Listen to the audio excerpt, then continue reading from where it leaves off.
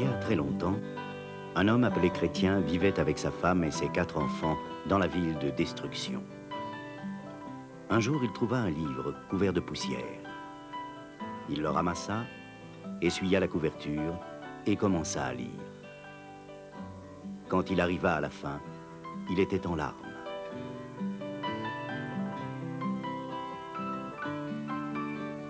Ô Dieu, que dois-je faire pour sauver mon âme?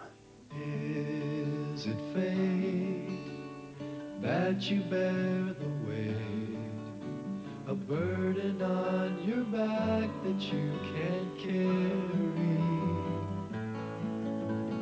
Time to leave, a pilgrim's life to lead, to walk upon the way that leads to glory.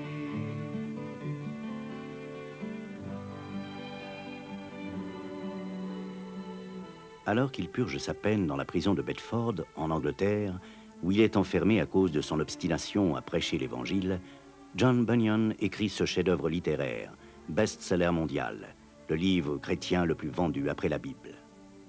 Dans cette allégorie, John Bunyan trace le portrait d'un homme fatigué, triste et lourdement chargé par le poids des péchés qu'il porte sur le dos.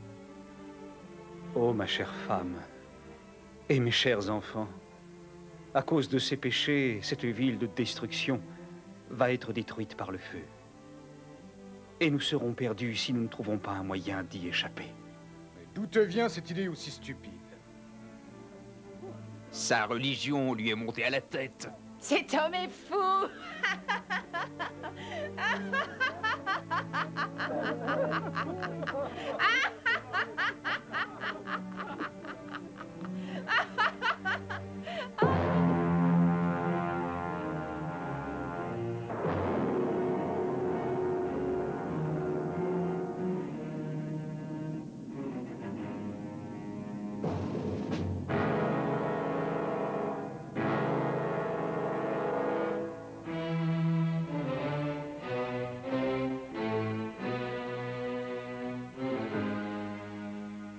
Courbé sous son fardeau et profondément déprimé, Chrétien cherche à échapper à la mort et au jugement, mais il ne sait pas où aller. Un jour, un homme appelé évangéliste vient à son aide. Son rôle est de guider les gens vers la croix, puis vers la cité céleste. Le rouleau qu'il porte annonce la ruine toute proche.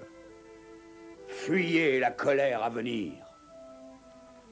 Bien qu'il soit difficile pour le pauvre homme lourdement chargé de voir très loin en avant, il peut apercevoir une lumière qui le remplit d'espoir.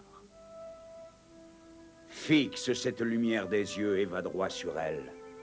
Tu verras une porte où lorsque tu frapperas, quelqu'un te dira ce que tu dois faire. Entre, car large est la porte, et large est le chemin qui mène à la destruction, et beaucoup l'ont choisi. Mais petite est la porte, et étroit le chemin qui mène à la vie. Rares sont ceux qui la trouvent. À peine a-t-il quitté Évangéliste que 2 poursuivants, obstinés et inconstants, le rattrapent. Reviens avec nous, tu entends? Jamais je ne reviendrai. Vous habitez dans la ville de destruction. Vous allez y mourir et descendre dans un endroit de flammes. Soyez sages, mes amis. Venez avec moi. Je cherche la joie qui ne disparaît pas, qui se trouve dans un endroit de délice et de sécurité. Il vous est facile de le lire dans mon livre. Arrête avec ton livre. Non, ne te moque pas de lui. Si ce qu'il dit est vrai, les choses qu'il cherche ont bien plus de valeur que les nôtres. Je pars avec lui. Est-ce que tu connais le chemin pour l'endroit dont tu parles? Un homme appelé du nom d'évangéliste m'a dit de faire mon possible pour atteindre une porte qui est en face de nous. Là-bas, on me dira comment trouver le chemin. Ce livre nous parle d'un monde qui n'a aucune frontière et d'une vie qui n'a pas de fin. Il n'y aura plus de soucis ni de tristesse. Les saints nous accueilleront avec amour parce qu'ils marchent sous le regard de Dieu. Eh bien, Chrétien, Je suis content d'entendre ces choses. Viens, alors continuons.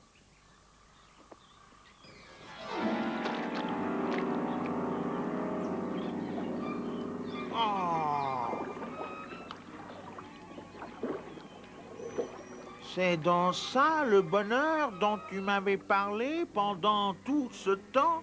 Si on a autant de difficultés dès le début, à quoi devons-nous nous attendre d'ici la fin du voyage?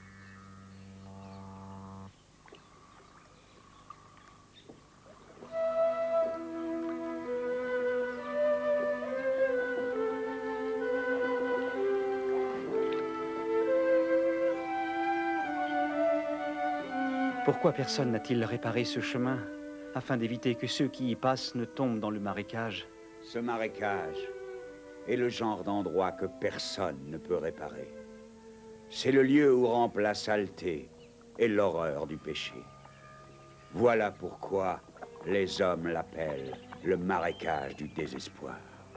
Lorsque l'homme pécheur prend conscience qu'il est perdu, le doute et la peur envahissent son âme. Et tous s'enfoncent et coulent à cet endroit. Pourtant, il y a de bonnes et solides marches au milieu du marécage. Parfois, c'est difficile de les voir, mais le sol est ferme dès que tu passes la porte.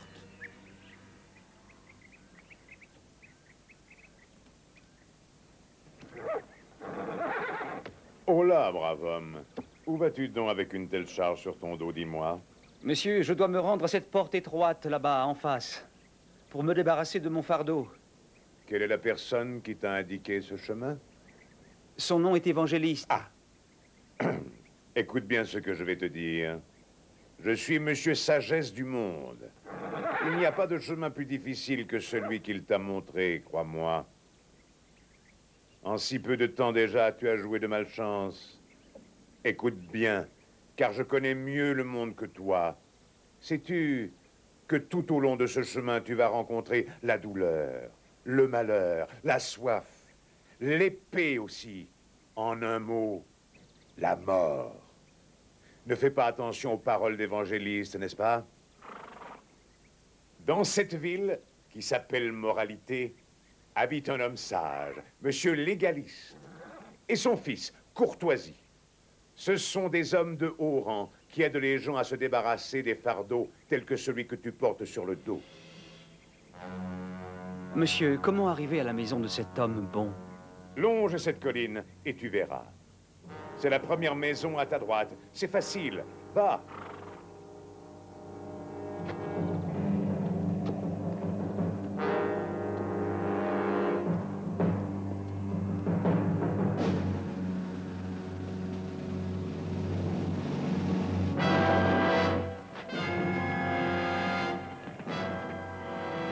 Tous ceux qui sont sous la loi sont sujets à la malédiction.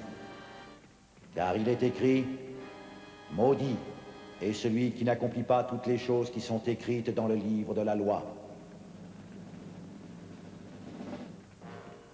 À nouveau, Évangéliste vient à sa rencontre.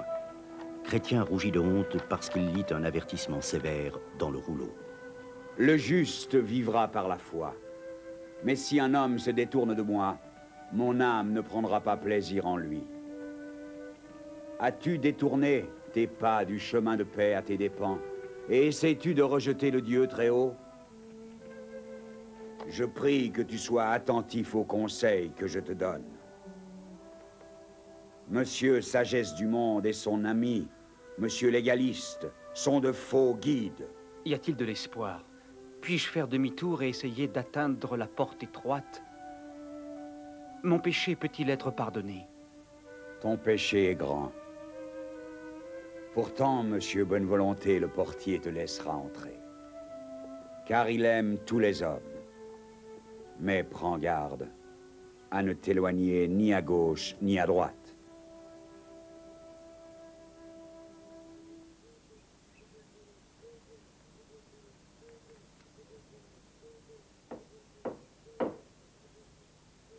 Oui? Je viens de la ville de destruction, le dos chargé d'un fardeau de péché. Mais je suis en chemin pour atteindre le mont Sion afin d'échapper à la colère à venir. Comme on m'a dit que mon chemin doit passer par cette porte, je voudrais savoir si tu peux me laisser entrer. Bien volontiers. Vite, dépêche-toi.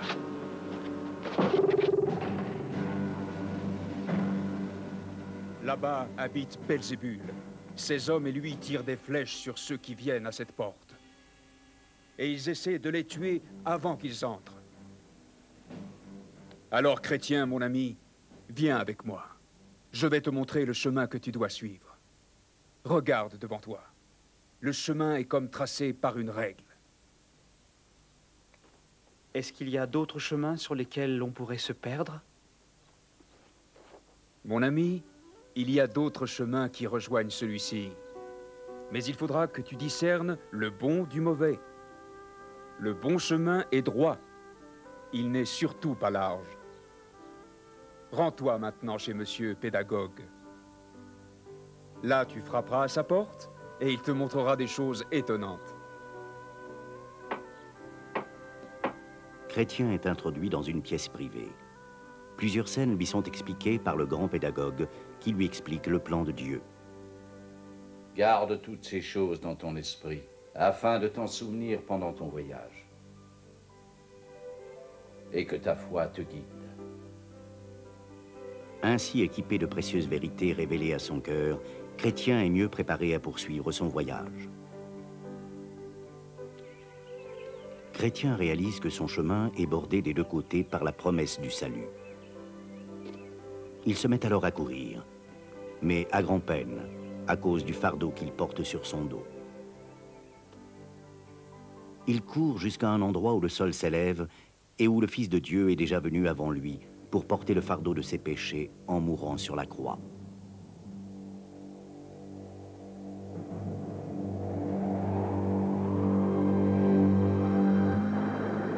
Chrétien avait lu plusieurs passages dans son rouleau au sujet de la croix où Jésus le Christ s'était laissé clouer et comment au milieu des cris d'une foule en colère, son corps avait été meurtri. Là, son sang a coulé et il est mort.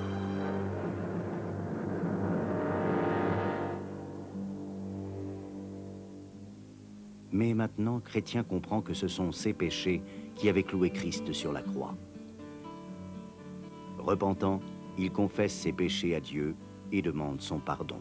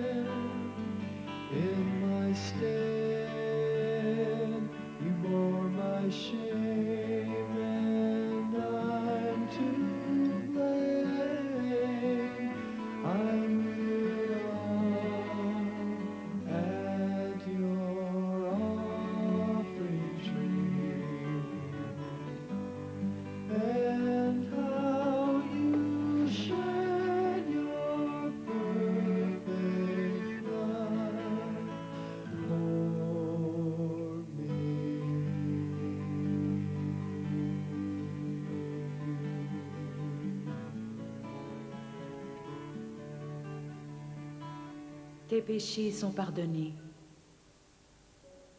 C'est pourquoi, si quelqu'un est en Christ, il est une nouvelle créature. Les choses anciennes sont passées. Voici, toutes choses sont devenues nouvelles.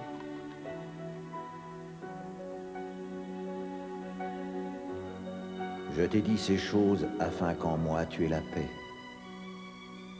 Tu auras des tribulations dans le monde.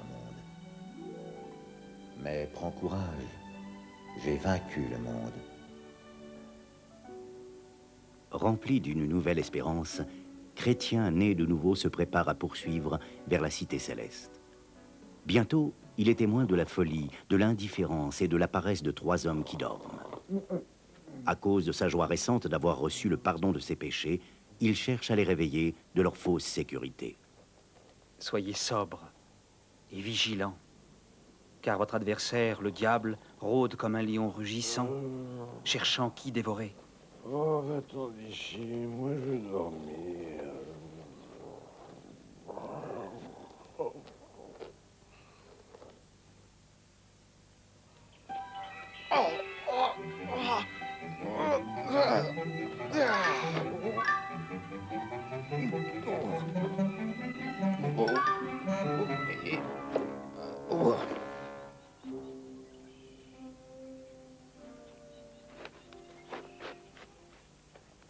Messieurs, d'où venez-vous?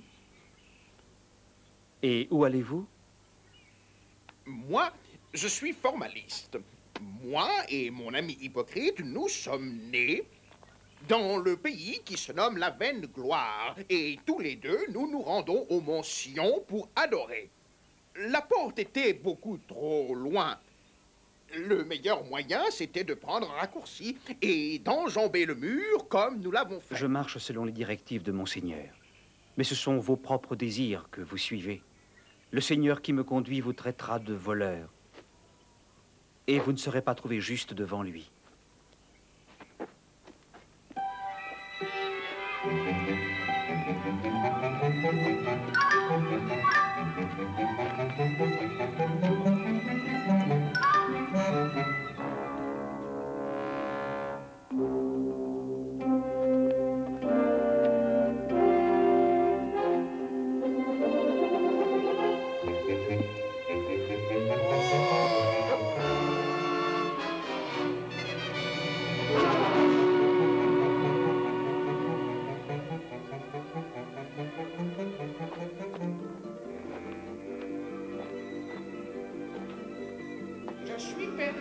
Je suis perdu.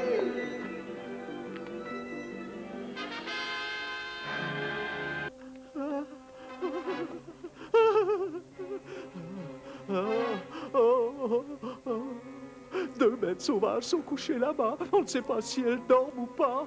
Je voudrais savoir ce qu'il faut faire. On a cru qu'elles allaient bondir sur nous pour nous dévorer. Ah!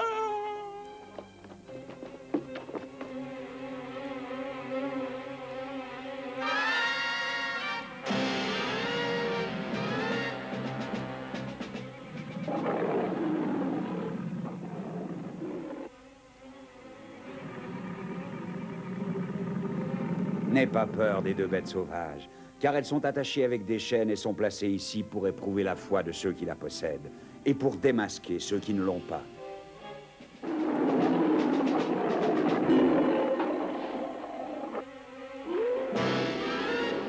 Pourquoi arrives-tu si tard? Le soleil est déjà couché. Hélas, je me suis endormi et j'ai perdu mon rouleau. Alors j'ai dû faire demi-tour. J'ai appelé une jeune fille dont le nom est Discrétion. Si elle aime ce que tu dis, elle te laissera entrer. Quel est ton nom? Je m'appelle Chrétien. Je désire passer la nuit ici, car je vois que cet endroit a été bâti par le Seigneur de la colline. Sois bienvenu, béni du Seigneur. Je vais te présenter à mes sœurs. Prudence, pitié et charité. Cette maison a été construite pour des gens comme toi. Pourquoi désires-tu tellement aller jusqu'au mont Sion? Eh bien, j'espère voir celui qui est mort sur la croix. On dit que là-bas, la mort n'existe pas, et que j'habiterai avec tous ceux qui aiment le Seigneur. As-tu une femme et des enfants? Oui, j'ai une famille, mais ils n'ont pas voulu m'accompagner. Pourtant, j'ai demandé à Dieu de mettre ce désir dans leur cœur, car je les aime. Voici le pays d'Emmanuel. Quand tu atteindras ces montagnes, tu apercevras alors la porte de la cité céleste. Prends toutes les armes de Dieu. Tiens ferme. Et à tes reins la vérité pour ceinture. Revêt la cuirasse de la justice. Mets pour chaussures les bonnes dispositions que donne l'évangile de paix. En plus de cela, prends le bouclier de la foi, le casque du salut et l'épée de l'esprit, qui est la parole de Dieu. Prie en tout temps par l'esprit, avec toutes sortes de prières et de supplications. Puisse ceci te protéger si tu rencontres un ennemi en chemin.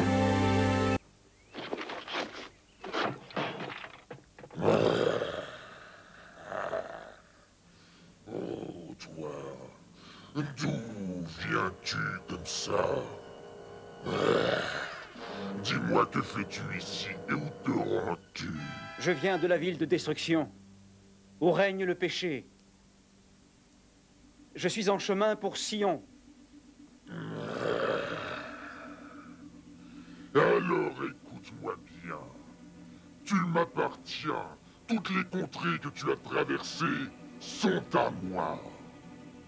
J'en suis le prince. Je suis lié par serment au roi des rois. Alors je ne peux pas revenir avec toi.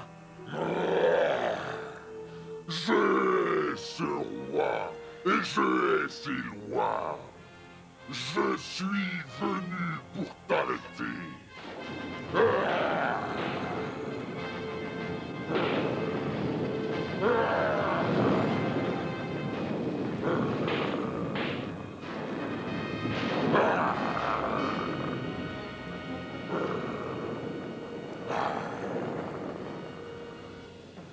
Je te tiens maintenant. Le Seigneur est la force de ma vie. De qui aurais-je peur?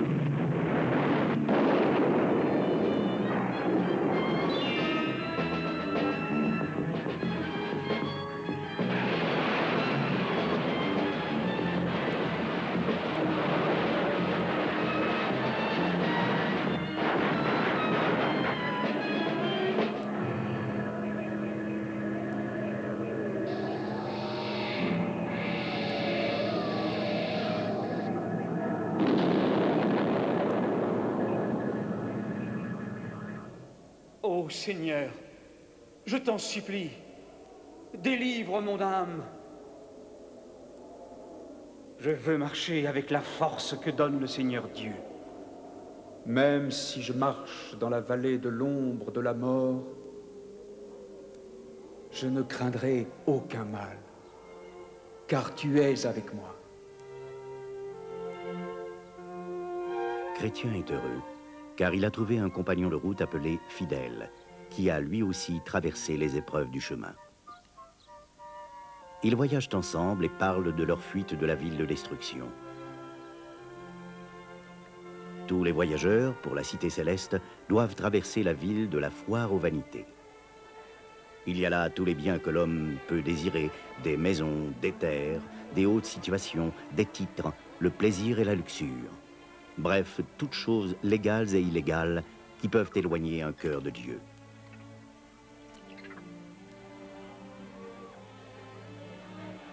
Mais ces biens n'attirent pas les pèlerins, car ils vont vers la cité de leur Seigneur pour jouir avec lui de la splendeur de ce lieu. Que voulez-vous acheter? La vérité. Allons-y.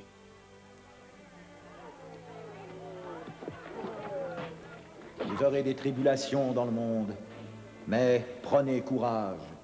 J'ai vaincu le monde.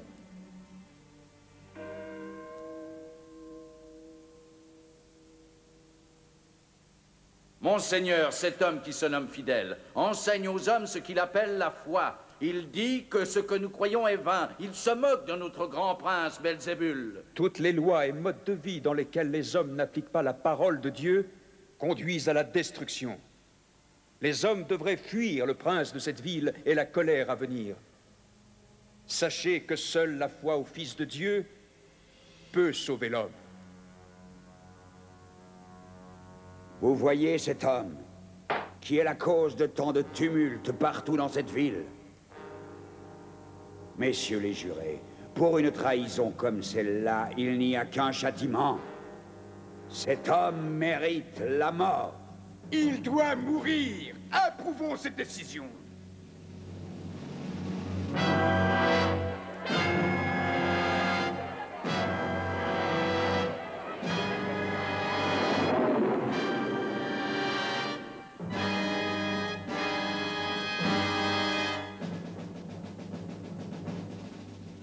Ainsi prend fin le pèlerinage de fidèles, enlevé au ciel dans un char tiré par 2 chevaux. Quant à Chrétien, il continue la route. Il n'est pas seul, car grâce à leur témoignage, plein d'espoir se joint à Chrétien et devient son compagnon de voyage. Ensemble, ils trouvent repos et réconfort dans un endroit très agréable. Mais le chemin est difficile et rocailleux, et leurs pieds commencent à se fatiguer. Ils sont découragés. À gauche du sentier se trouve un champ appelé « champ du chemin plus facile ». Le chemin semble plus facile de l'autre côté. Mais s'il nous écartait de notre chemin? Ça m'étonnerait. Regarde, les 2 chemins vont dans la même direction. Ce chemin est facile, et bientôt, il rattrape un autre voyageur, Monsieur Vaine Confiance, qui le rassure que ce chemin mène bien à la cité céleste. Au bout de quelque temps, la nuit tombe. Ils perdent de vue Vaine Confiance, qui tombe soudain dans une grande crevasse obscure.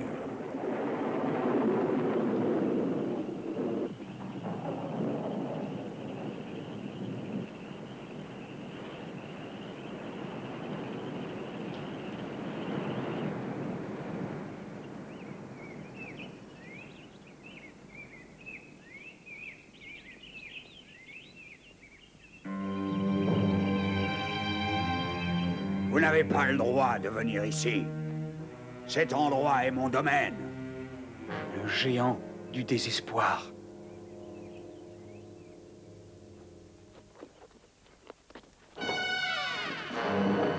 Maintenant, vous allez voir ce qui attend les intrus. Vous resterez dans mon château jusqu'à ce que vous pourrissiez.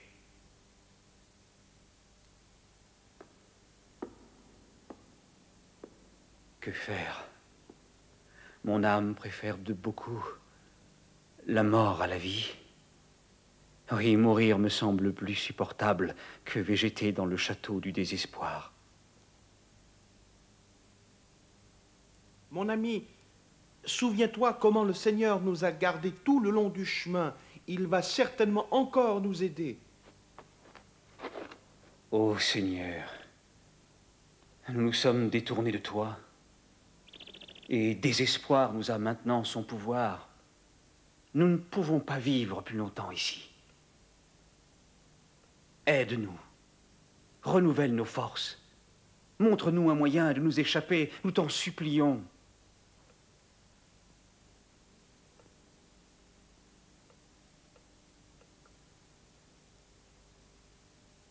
Quel fou je suis de rester dans ce misérable cachot. J'ai une clé dans mon sac, qui est la clé de la promesse.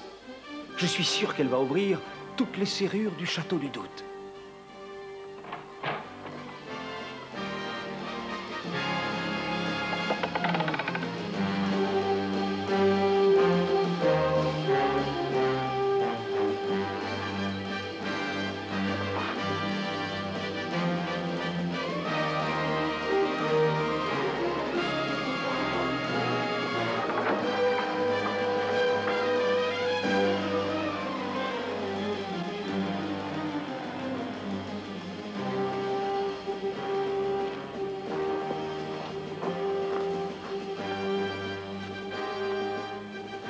Vous ne pourrez pas m'échapper.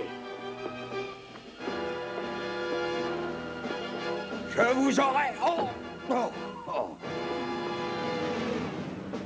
Ah, ah, ah. De nouveau en sécurité sur le chemin du roi, les pèlerins laissent un avertissement pour les autres. Ce chemin mène au château du doute. Il est gardé par le géant désespoir qui n'aime pas le roi de la cité céleste et qui cherche à tuer tous ceux qui y vont. Reconnaissant pour leur délivrance du géant désespoir, Chrétien et plein d'espoir vont tout droit devant eux jusqu'aux montagnes des délices. Ils sont encouragés par le chaleureux accueil des bergers, connaissance, expérience, attentifs et sincères. Ceux-ci les emmènent sur une colline et leur montrent de nombreuses merveilles. Voilà ceux qui ont mis leur confiance dans de faux guides. Ils sont laissés ici en guise d'avertissement. Devant vous se trouve la ville que vous cherchez. Méfiez-vous de flatteurs. Prenez garde à ne pas vous endormir sur le territoire des sortilèges. Et que le Seigneur du chemin vous protège.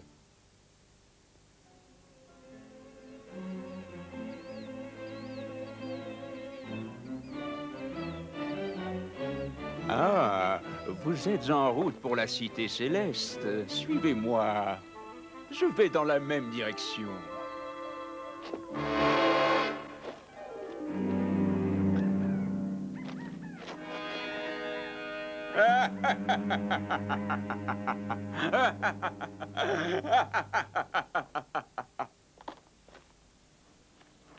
Pourquoi n'as-tu pas suivi le rouleau que tu tiens, plutôt que Flatteur qui s'est déguisé pour un instant avec des habits colorés? Chrétien et plein d'espoir réalisent qu'ils ont encore besoin des corrections miséricordieuses de leur Seigneur. Ils vont prudemment le long du chemin jusqu'à ce qu'ils rencontrent un homme appelé Athée. Vous allez au Mont Sion? Il n'existe pas d'endroit de ce genre sur toute la Terre. Vous savez, je l'ai cherché beaucoup plus loin que vous et je ne l'ai pas trouvé. Je retourne vers toutes les choses que j'ai laissées dernière mois. Mont Sion. Ensuite, le chemin les conduit au travers d'un pays où l'air les rend somnolents. Mais Chrétien se souvient des avertissements des bergers de prendre garde au territoire des sortilèges. Leurs esprits deviennent alors plus vifs et éveillés.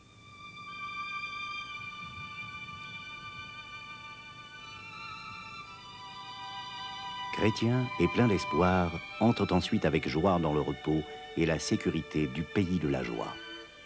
Jamais dans tout leur pèlerinage, ils n'ont vu un endroit comparable en beauté et en abondance. Même si cet endroit n'est qu'un avant-goût des merveilles qui les attendent dans la cité où ils se rendent, leur cœur est rempli de la joie de ce lieu.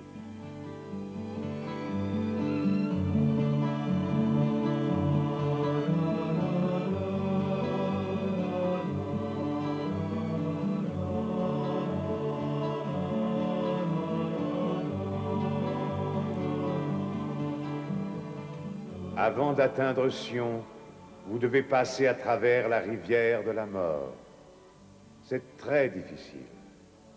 Mais rappelez-vous que le Seigneur a dit, « Je ne te délaisserai pas, ni ne t'abandonnerai. Que votre foi soit forte. »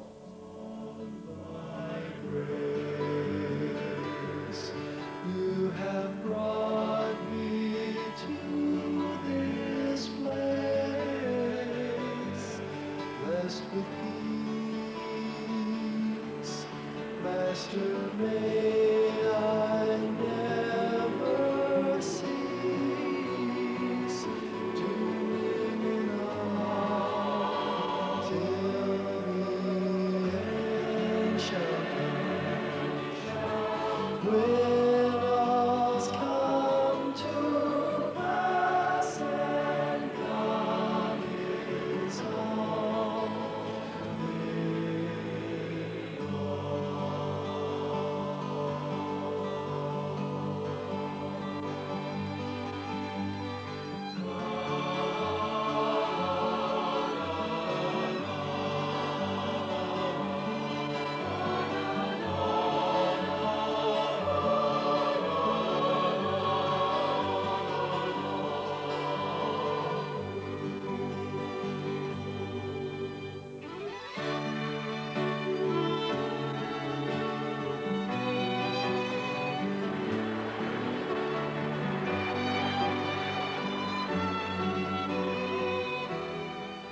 Si tu traverses les eaux, je serai avec toi.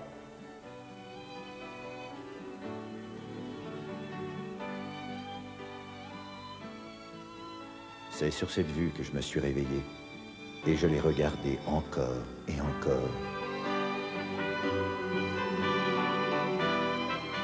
Et bien que leur pèlerinage à eux soit terminé, je suis toujours dans la plaine et sur le chemin rocailleux.